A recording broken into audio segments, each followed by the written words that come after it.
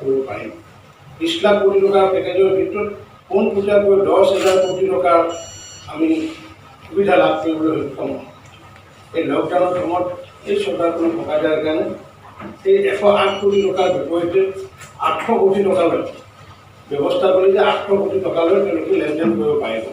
লৈছোঁ যে অসমৰ 50 লাখ পৰিয়ালক, যি 65 লাখ পৰিয়াল আছে তাৰ ভিতৰত 50 লাখ পৰিয়ালক আমি ব্যক্তিগতভাৱে আমি সম্পৰ্ক স্থাপন কৰি এইবিলাক যি কল্যাণ কৰিলে আৰু সেই মহিলাসকলক প্ৰায় অসমৰ 1 কোটি মহিলা, অসমৰ 1 কোটি মহিলাই যিহেতু প্ৰতি মাহত 500কৈ আৰু 3 মাহত যিহেতু 1500 টকা, অৰ্থাৎ অসমৰ মহিলাই 1500 কোটি টকা এই পেকেজৰ জৰিয়তে 1500 কোটি টকা অসমে পাবলৈ সক্ষম হয়। আৰু যাৰ ফলস্বৰূপে অসমৰ মহিলাসকলে গেছৰ বাবদ উজলা আঁচনিৰ বাবদ 800 কোটি টকা পাবলৈ তেওঁলোকে সক্ষম হৈছে। অসম চৰকাৰে আজি যি উল্লেখযোগ্য সাফল্য লাভ কৰিছে, বিশেষকৈ কৰাপশ্যনৰ ক্ষেত্ৰত APSCৰ যি দুৰ্নীতিৰ ক্ষেত্ৰত আগতে আমি APSCৰ কাৰণে যিকোনো চাকৰিৰ কাৰণে মানুহে হাতত টকাখিনি আগতে হিচাপ কৰিছিল, কিন্তু এতিয়া গুৱাহাটী ইউনিভাৰ্চিটি, ডিব্ৰুগড় ইউনিভাৰ্চিটিৰ ল'ৰা ছোৱালীৰ মনত এটা উৎসাহ যে মেধাৰ আধাৰত যিহেতু চাকৰি পোৱাৰ সম্ভাৱনা আছে। ইলিগেল মাইনিঙৰ ক্ষেত্ৰত ইতিমধ্যে আমাৰ ভাৰতীয় জনতা পাৰ্টীয়ে চৰকাৰেতো ইতিমধ্যে তেওঁলোকে সংবাদমেল যোগে তেওঁলোকৰ কথাখিনি জনাইছে, আমাৰ পৰিমল শুক্লবৈদ্য ডাঙৰীয়াই হওক বা চন্দ্ৰমোহন পাটোৱাৰী ডাঙৰীয়াই।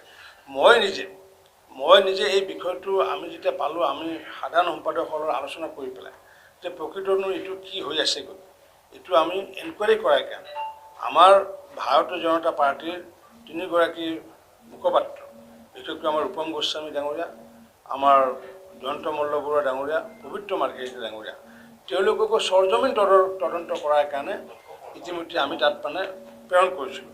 আৰু সেইটোৰ আধাৰত তেওঁলোকে ইতিমধ্যে আমাক ৰিপৰ্টো জমা দিছেগৈ যে তাত কিনো ঘটি আছে, কি কথা হৈ আছে।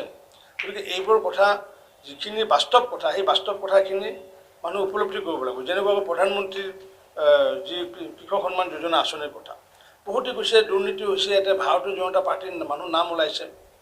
ভাৰতীয় জনতা পাৰ্টীৰ নাম ওলাবই, কিয় নোলাব? কাৰণ ভাৰতীয় জনতা পাৰ্টীৰ কৃষক নহয় নেকি? ভাৰতীয় জনতা পাৰ্টীৰ 42 লাখ কাৰ্যকৰ্তা অসমৰ জনগণৰ নহয় নেকি? ইয়াতে ক্লিয়াৰ ডাইৰেকশ্যন আছে যে কোনোবা ইলেক্টেড ৰিপ্ৰেজেণ্টেটিভ হ'লেও তেওঁৰ যদি কৃষি ভূমি আছে, he may be chief minister, he may be a panchayat president, তেওঁৰ নামতো 2000 টকাটো পাব পাৰে যদি তেওঁ এপ্লাই কৰে। গাইডলাইনত আছে, কিন্তু গাইডলাইনটো নোচোৱাকৈ বিভিন্ন মানুহে বিভিন্ন ৰাজনৈতিক দলে কথা কৈছেগৈ আৰু সেইখিনি কথা আমি চৰ্চা কৰিছোঁ। কিন্তু মাননীয় মুখ্যমন্ত্ৰী ডাঙৰীয়াই কি কৈছে, সততাৰে এইটো এনকুৱাৰী কৰাৰ কাৰণে আহ্বান জনাইছে।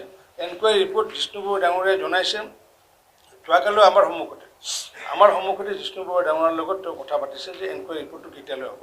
তেওঁলোকে অলমষ্ট 70% শেষ হৈছেগৈ, 30% কিছুদিনৰ ভিতৰতে হ'বগৈ।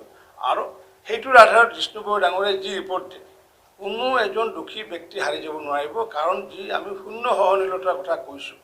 গতিকে দুৰ্নীতিৰ ক্ষেত্ৰত, কয়লাৰ ক্ষেত্ৰত যদি কোনোবা তেনেকুৱা অভিযোগ আছে, মই আজিও আপোনালোকৰ জৰিয়তে আহ্বান জনাইছোঁ যে মাননীয় মুখ্যমন্ত্ৰীলৈ চিঠি লিখক, দলৰ যদি কোনোবা থাকে মোলৈ চিঠি লিখক, বা মোলৈ চিঠি লিখিব নোৱাৰে, মুখ্যমন্ত্ৰী লিখিব নোৱাৰে, তেওঁ পোনপটীয়াকৈ থানাত গৈ পেলাই এজাহাৰ দিয়ক। আই উইল ছাপোৰ্ট, মই তেওঁলোকক ছাপোৰ্ট কৰিম।